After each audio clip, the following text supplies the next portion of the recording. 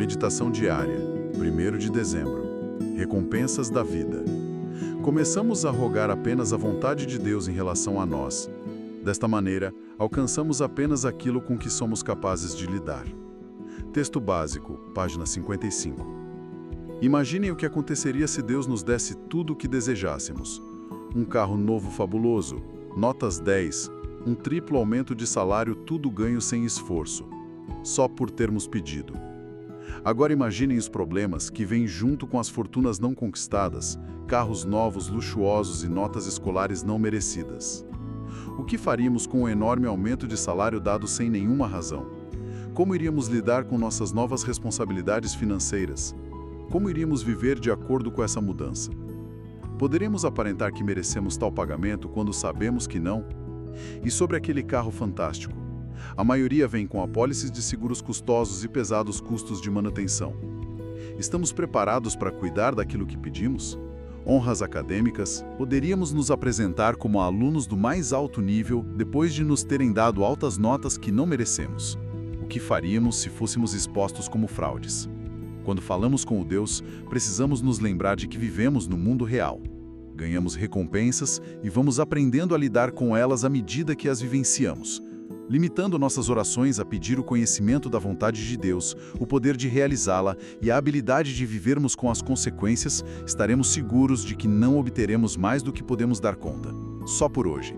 Eu vou orar somente para conhecer a vontade de Deus e pelo poder de realizá-la no mundo real.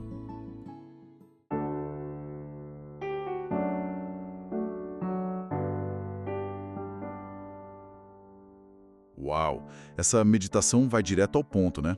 Ela desmonta toda aquela fantasia da solução mágica que a gente carregava. Um prêmio de loteria e na adicção ativa a nossa vida era isso, né? Uma busca sem fim por esse atalho. Exato. A literatura de NEA até menciona isso, que quantas vezes os adictos buscaram as recompensas de um trabalho árduo sem fazerem esforço. Essa meditação parece ser o primeiro passo para a gente acordar dessa ilusão. Sem dúvida. E o fascinante é que essa busca pelo atalho não era só preguiça, era o motor da nossa adicção.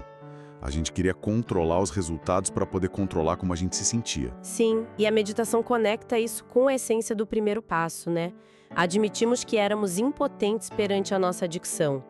Essa tentativa desesperada de conseguir recompensas fáceis era um sintoma claro da vida incontrolável. Era a nossa vontade egocêntrica na forma mais pura que a literatura sempre aponta que nos envolvia em problemas. Verdade. Não era só egoísmo. Era tipo uma estratégia de sobrevivência que falhou miseravelmente. É como se a gente estivesse tentando hackear a vida, sabe? Querendo o resultado final, aquele sentimento de sucesso ou alívio, mas sem querer passar pelo processo. E o processo é tudo. E o que a gente descobre em recuperação é que o processo é justamente onde a transformação acontece. Mas isso nos leva a uma questão fundamental, que é a prática. A gente lê na meditação para limitar nossas orações a pedir o conhecimento da vontade de Deus. Isso soa grandioso, quase místico. Mas o que me intriga é a aplicação prática disso. Como isso se traduz numa terça-feira chuvosa, sabe? Quando o chefe te dá uma bronca, o trânsito não anda e a vontade que vem é de chutar o balde. Ótima pergunta. O que significa entregar a vontade nesse momento? É aí que o programa deixa de ser teoria e vira vida real.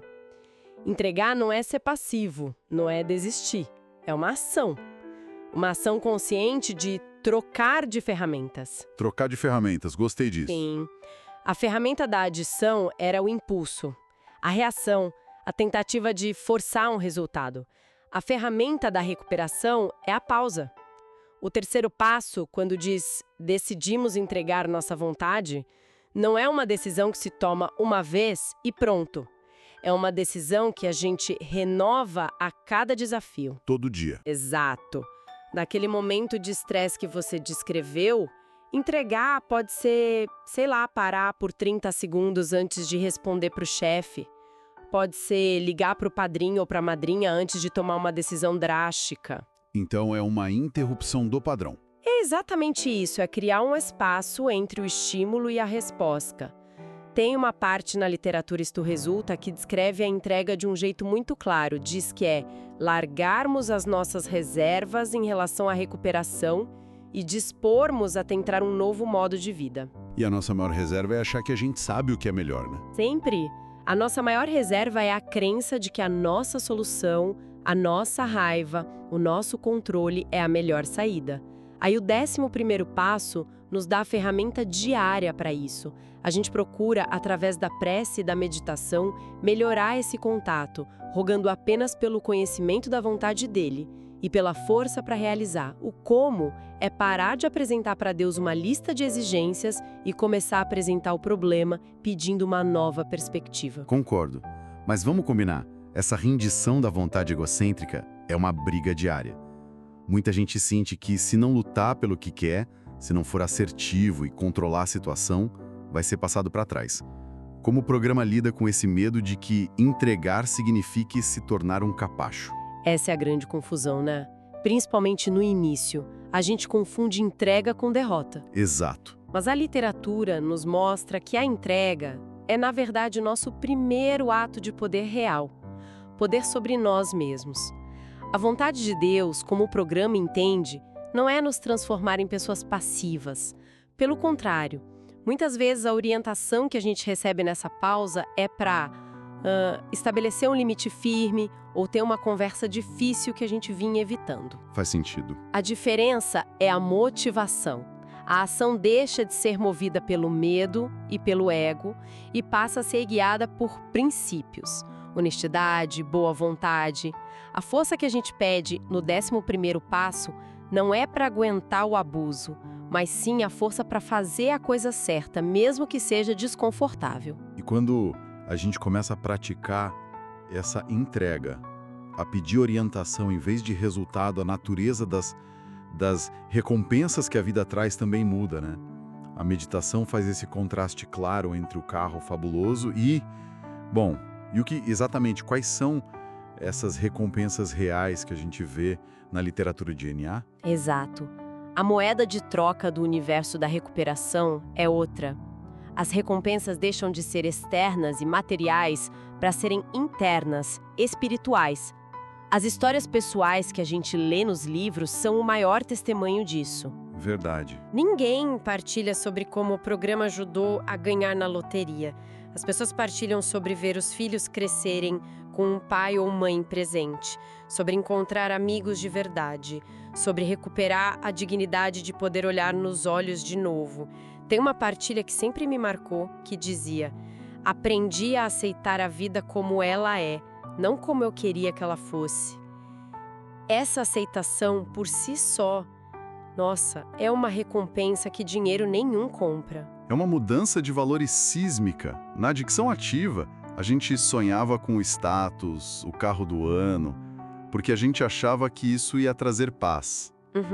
Em recuperação, a maior recompensa pode ser simplesmente conseguir dormir uma noite inteira, sem o peso da vergonha, da ansiedade, ou ter uma conversa honesta com um familiar que não termina em gritaria. São vitórias que o mundo lá fora nem sempre vê, mas que para nós valem mais que qualquer coisa. E aí está o ponto-chave que a meditação ressalta, e vamos aprendendo a lidar com elas à medida que as vivenciamos. Por que alguém precisaria aprender a lidar com coisas boas? Boa pergunta. Porque a gente não estava preparado para elas. A nossa autoestima era tão devastada que o sucesso, um elogio sincero, um relacionamento saudável, podiam ser gatilhos para a autossabotagem. A gente não se sentia merecedor. É verdade, isso acontecia muito. Então o programa nos reconstrói por dentro. A literatura Viver Limpo diz que a segurança que buscamos vem da paz dentro de nós mesmos, do relacionamento com o poder superior e da conexão com os outros. A estabilidade é um trabalho interno. Então a grande virada de chave não é aprender a ganhar coisas novas, mas sim se tornar uma pessoa que consegue viver bem com a vida que tem? Exato. A recompensa não é o prêmio, é a capacidade de jogar o jogo. Perfeito! Você resumiu a essência da mudança. As recompensas se tornam administráveis porque nós nos tornamos administráveis. A pessoa mudou.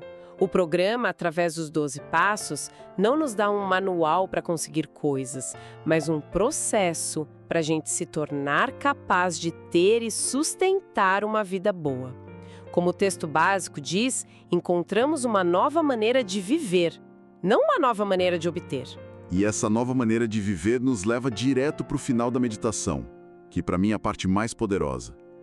Ela pede a habilidade de vivermos com as consequências. Isso é um pedido de maturidade, não de proteção.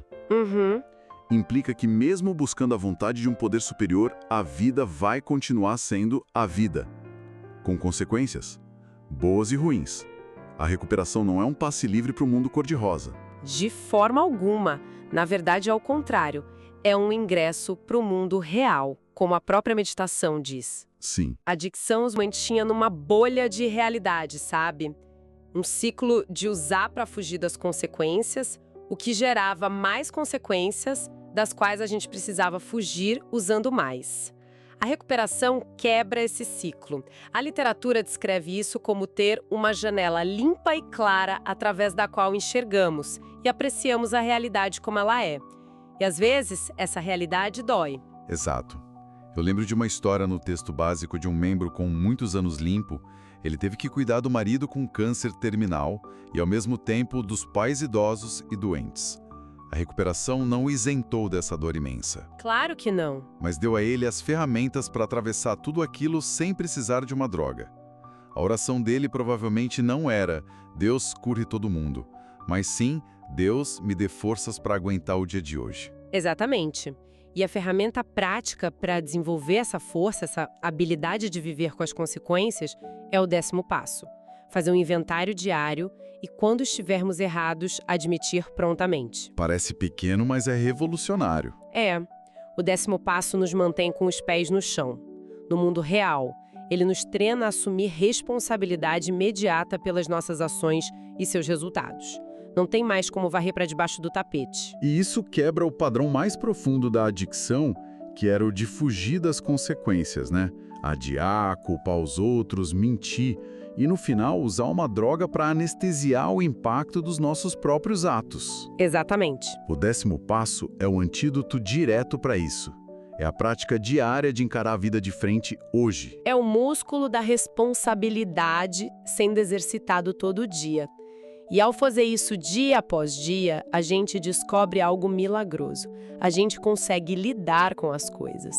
A força não vem de evitar a dor, mas de descobrir que podemos atravessá-la limpos e sair do outro lado, muitas vezes mais íntegros, mais fortes. A oração muda, então. A oração muda, não é mais para que Deus remova o obstáculo do caminho, mas para que nos dê o equilíbrio e a força para escalá-lo. Então o que fica claro é que essa meditação nos propõe uma jornada. Sair de uma oração infantil, quase uma lista de desejos para o Papai Noel, para uma conversa adulta e honesta com um poder superior. É a troca do "me dê o que eu quero" pelo "me mostre o que fazer e me dê a força para tal". É a passagem da fantasia para a realidade e a descoberta de que a realidade, com toda a sua complexidade, é muito mais recompensadora. Isso me deixa pensando numa coisa. A meditação nos adverte, com muita sabedoria, a não obter mais do que podemos dar conta, para não sermos esmagados pelas recompensas para as quais não estamos preparados. Mas e o outro lado da moeda? Como assim? A prática diária de entregar a vontade nos prepara para as bênçãos. Mas como ela nos prepara para as adversidades que parecem genuinamente insuportáveis? Quando a vida nos entrega uma dor que parece muito maior do que a nossa capacidade de lidar, é nesse momento que o conceito de entrega deixa de ser uma filosofia e se torna uma linha de vida, não é? Como essa prática diária nos sustenta quando a única oração que a gente consegue fazer é simplesmente socorro? Queridos ouvintes, ficamos por aqui. Lembrem-se, mais será revelado. Tamo junto. Só por hoje. Funciona.